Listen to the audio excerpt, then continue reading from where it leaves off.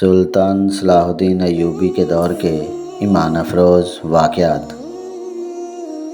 عالم جاسوس اور دونوں لڑکیوں کو سلطان ایوبی نے ملاقات کے لیے بلایا اور حکم دیا کہ انہیں دوسرے کمرے میں بٹھا دو۔ ان کے پاؤں میں بیڑیاں اور ہاتھوں میں زنجیریں تھیں۔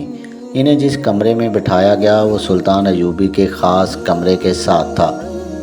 سلطان ایوبی کمرے میں ٹہل رہا تھا۔ اس نے ٹہلتے ٹہلتے کہا، میں فوری طور پر کرک پر حملہ کرنے کا فیصلہ کر چکا ہوں۔ کرک فلسطین کا ایک قلعہ نما قصبہ جبکہ دوسرا مشہور قصبہ شوبک تھا جو ایک مضبوط قلعہ تھا۔ صلیبی بادشاہ اور اعلیٰ کمانڈر شوبک میں ہی اکٹھے ہوا کرتے تھے۔ یہ صلیبیوں کا انٹیلی جنس کا ہیڈ کوارٹر تھا اور یہاں جاسوسوں کا ٹریننگ کیمپ بھی تھا۔ سلطان ایوبی کے فوجی اور شہری انتظامیہ کے حلقوں میں یہ خیال یقین کی حد تک تھا کہ سلطان ایوبی سب سے پہلے شوبک پر حملہ کرے گا، کیونکہ اس جگہ کی اہمیت ہی ایسی تھی۔ اگر اس مضبوط اڈے کو سر کر لیا جاتا تو صلیبیوں کی کمر توڑی جا سکتی تھی، مگر سلطان ایوبی کہہ رہا تھا کہ پہلے کرک پر حملہ کیا جائے گا۔ یہ تو ثانوی اہمیت کی جگہ تھی۔ ایک نائب سالار نے کہا، محترم، آپ کا حکم سر آنکھوں پر۔ میری ناقص رائے یہ ہے کہ پہلے شوبک سر کر لیا جائے۔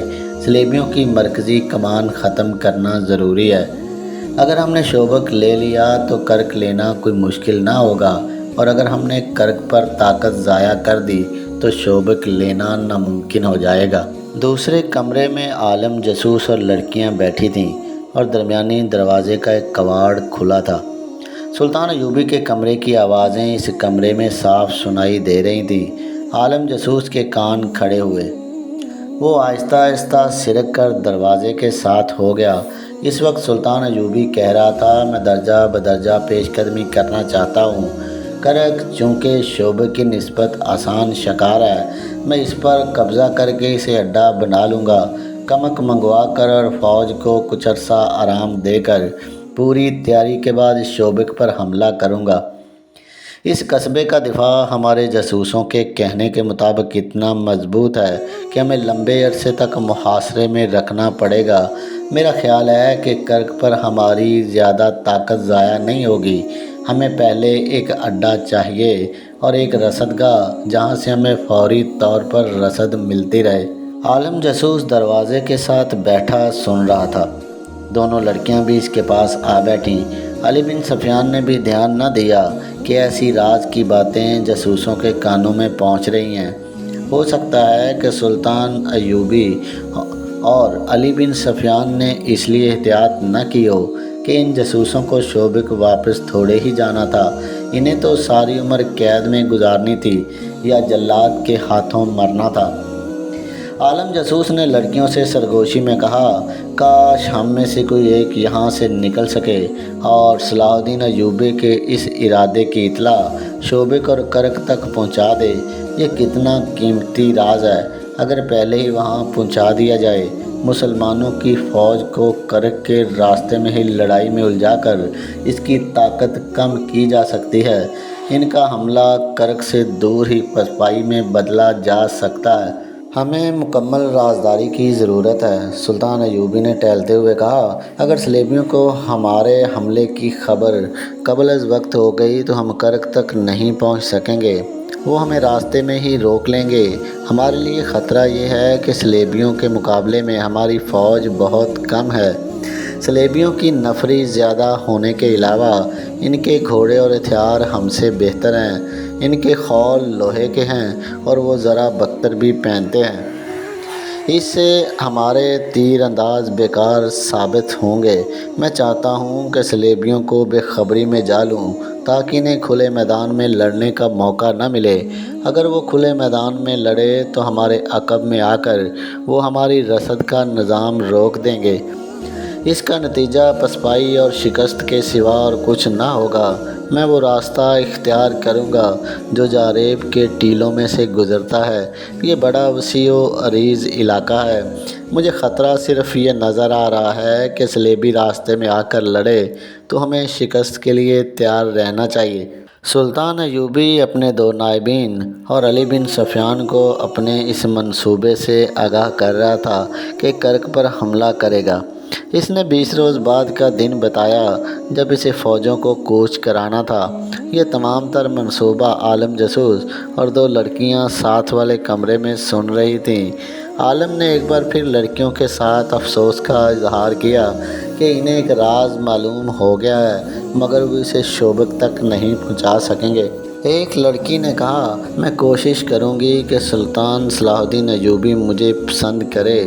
اگر تھوڑی سی دیر کے لیے بھی وہ مجھے اپنے ساتھ تنہائی میں رکھ لے تو میں اس سے رہائی پا لوں گی۔ مجھے امید ہے کہ میں اس کی عقل پر قبضہ کر لوں گی۔ یہ معلوم نہیں کہ اس نے ہمیں کیوں بلایا ہے۔ عالم جاسوس نے کہا، تم دونوں یاد رکھو، اگر وہ تمہیں اکیلے اکیلے بلائے تو دونوں یہ کوشش کرنا کہ اسے حیوان بنا سکو۔ اگر وہ شراب پیے تو تم جانتی ہو کہ اسے کتنی پلا کر بے ہوش کیا جا سکتا ہے۔ وہ بے ہوش ہو جائے تو فرار کا طریقہ تم جانتی ہو اور دونوں کو معلوم ہے کہ تمہیں کس کے پاس پہنچنا ہے۔ اس کا گھر مسجد کے بالمقابل ہے۔ میں جانتی ہوں، ایک لڑکی نے کہا۔ مہدی آبادان؟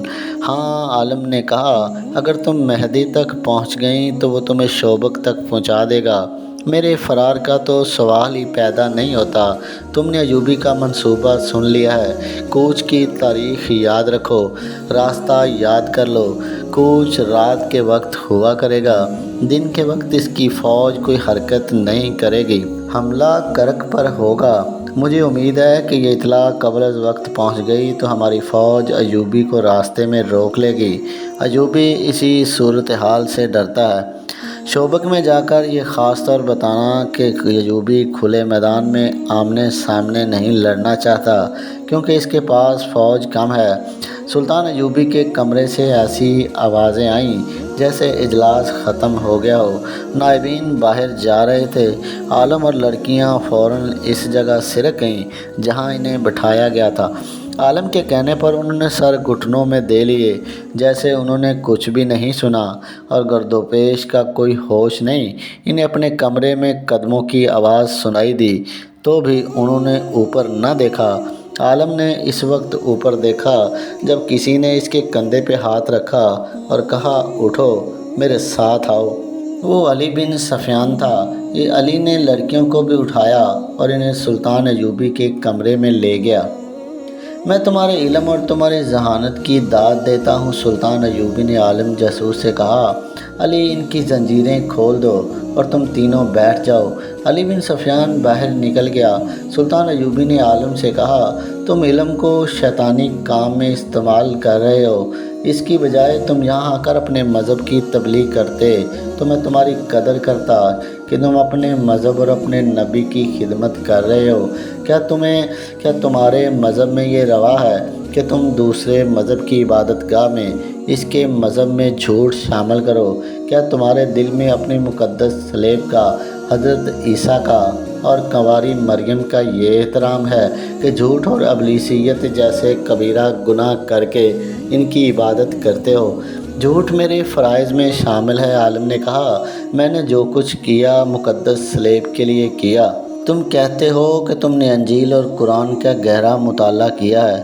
سلطان ایوبی نے کہا، کیا ان دونوں میں سے کسی ایک کتاب میں بھی انسان کو اس کی اجازت دی گئی ہے کہ اس قسم کی نوخیز لڑکیوں کو بدکاری کی راہ پر ڈالو اور غیر مردوں کے پاس بھیج کر اپنی مطلب براری کرو؟ کیا انجیل نے تمہیں کہا ہے کہ صلیب کی خاطر اپنی قوم کی بیٹیوں کی عصمت دوسروں کے حوالے کر دو؟ کیا تم نے کسی مسلمان لڑکی کو قرآن اور اسلام کے نام پر اپنی عصمت غیر مردوں کے حوالے کرتے کبھی دیکھا؟ میں اسلام کو عیسائیت کا دشمن سمجھتا ہوں، عالم نے کہا۔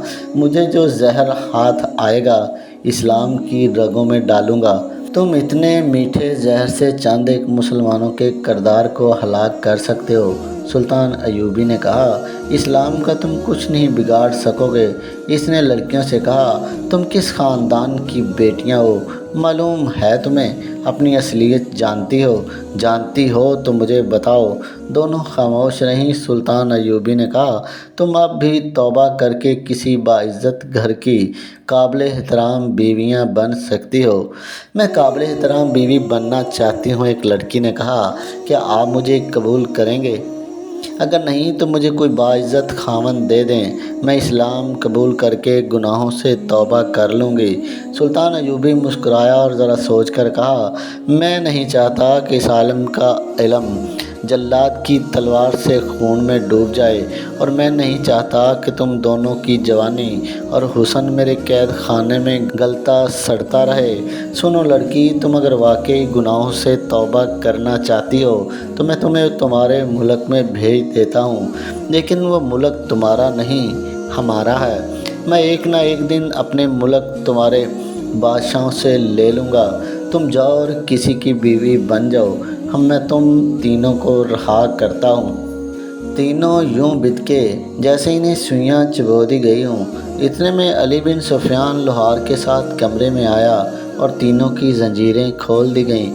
سلطان نے کہا، علی، میں نے انہیں رہا کر دیا ہے۔ علی بن سفیان کا رد عمل بھی وہی تھا۔ وہ کتنی ہی دیر سلطان ایوبی کے منہ کی طرف دیکھتا رہا۔ سلطان نے کہا، انہیں 3 اونٹ دو اور 4 مسلح محافظ ساتھ بھیجو جو گھوڑ سوار ہوں، نہایت ذہین اور دلیر محافظ جو انہیں شوبک کے قلعے میں چھوڑ کر واپس آ جائیں۔ راستے کے لیے سامان ساتھ دو اور آج ہی انہیں روانہ کر دو۔ اس نے عالم سے کہا، وہاں جا کر یہ غلط فہمی نہ پھیلا دینا کہ سلطان ایوبی جاسوسوں کو بخش دیا کرتا ہے۔ میں انہیں دانے کی طرح چکی میں پیس کر مارا کرتا ہوں۔ تمہیں صرف اس لیے رہا کر رہا ہوں کہ تم عالم ہو۔ تمہیں موقع دے رہا ہوں کہ علم کا روشن پہلو دیکھو۔ تمہاری نجات اسی میں ہے۔ جاری ہے۔